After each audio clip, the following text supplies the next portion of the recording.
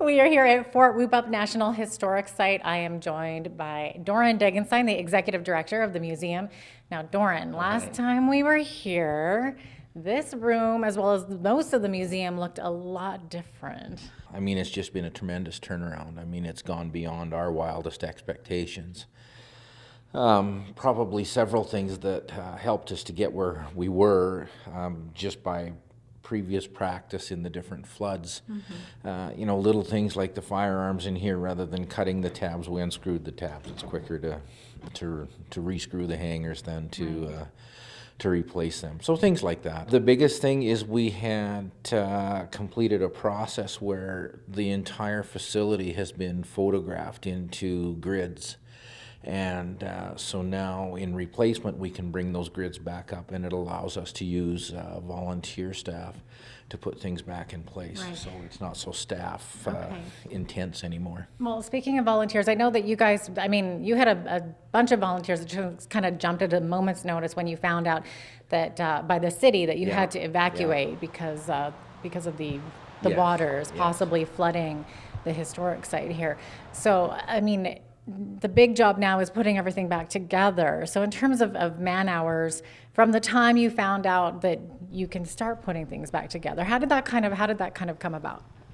Well, basically what we have is within our own planning network, we have a list of volunteers that we can call on, and we've called all of those people in to help with the evacuation.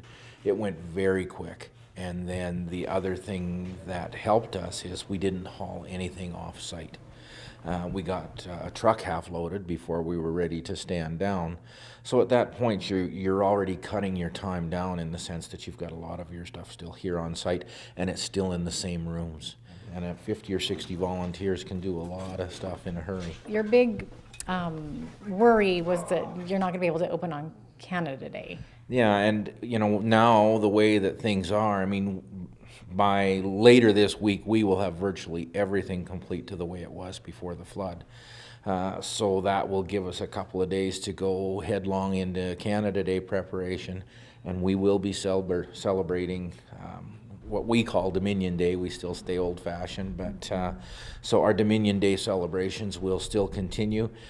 We're hoping to the same flavor and extent as it has in previous years. Let's talk a little bit about what you've got going on that weekend. So this year we're going to run a full program rather than sets. We're going to go about an hour straight with drumming and dancing, and then we'll mix in our regular gunfights with Guns of the Golden West and the regular heritage activities. And of course, we'll have admission bonuses this year with regular admission. The wagon rides will be free, and so there'll be a few add-ons to that. We'll have food service, and hopefully we can celebrate another centennial. That's incredible. So kudos to you guys. Kudos to all of your Kudos volunteers. to our volunteers. That was just huge. Without the volunteer effort that we had, it would have never happened.